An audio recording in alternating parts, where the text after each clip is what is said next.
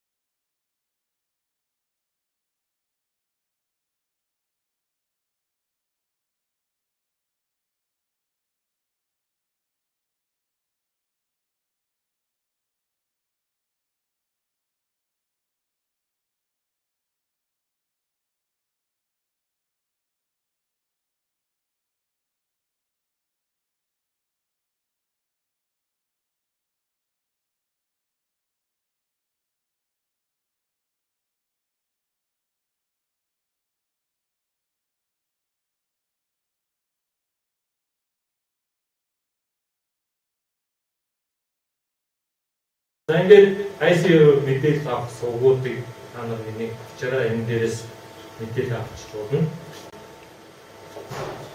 За ингээд баярлалаа. Манай сайтанд нэгдэж орж үзэж болно.